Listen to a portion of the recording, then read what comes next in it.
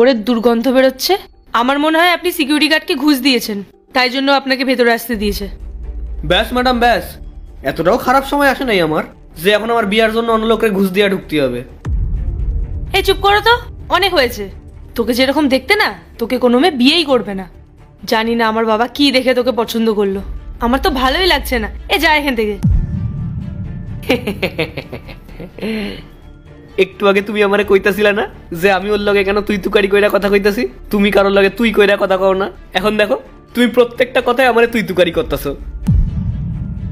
হ্যাঁ ঠিক আছে, জ্ঞান দিতে হবে না, টাইম ওয়েস্ট করিস না আমার। বেরো এখান থেকে।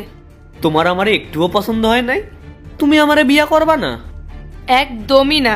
তোকে বিয়ে করে আমি নিজের কেরিয়ার কেন খারাপ করব?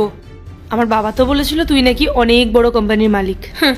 তোকে দেখে মনে হচ্ছে তুই কোনো কোম্পানির পিওনেরও যোগ্য নোস। হাত জোর করে বলছি তোকে, বেরিয়ে যা এখান থেকে। আচ্ছা বুঝতে গেছি আমি, তুমি কোনো বড় লোক ছেলেরে বিয়া করতে চাও। হ্যাঁ একদম ঠিক বলেছিস তুই। আসলে কি বলতো, টাকা না মানুষের জীবনে খুব মূল্যবান। আর তোর কাছে তো টাকা নেই, তোর সাথে থেকে আমার কি লাভ? তাই আমি এমন কাউকে বিয়ে করব যার কাছে অনেক টাকা আছে, অনেক ফেম আছে, অনেক নাম ডাক আছে। তোর মতো কাউকে বিয়ে করব না যে যেখানে সেখানে এসব বস্তা নিয়ে চলে আসে। ঠিক আছে, তাহলে আমি তোমার বাবারে ফোন কইরা কইয়া দিতেছি যে ওনার মেয়ে আমারে বিয়া করতে চায় না। নমস্কার কাকু। আরে আমি তো আপনার মেয়ের অফিসেই বসে আছি।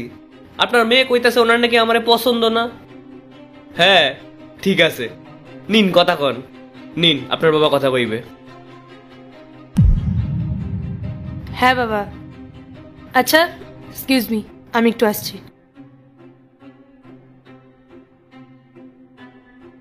বাবা, তুমি আমার বিয়ের জন্য এটা কেমন ছেলে দেখেছো? ইলিটারেট গ্রামের ছেলে একটা। মা, তুই এটা কিরম ভাবে কথা বলছিস? ও অনেক বড় লোক, আরো অনেক পয়সাওয়ালা ছেলে। ও বড় লোক? কোথা দিয়ে ওকে দেখে মনে হচ্ছে বড় লোক? কেমন একটা পুরনো জামা পরে এসেছে, তারপর একটা বস্তায় ভরে কি গরুর খাবার নাকি নিয়ে এসেছে। মা, তুই এসব কি কথা বলছিস? তুই যে কোম্পানিতে কাজ করিস সেই কোম্পানির ওনারও।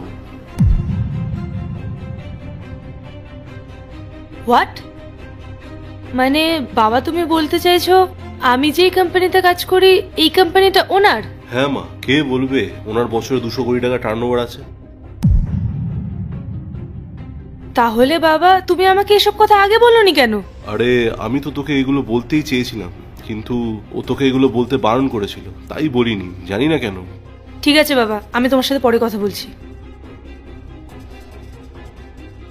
এ মা, এটা আমি কি করলাম? ও তো অনেক বড় লোক।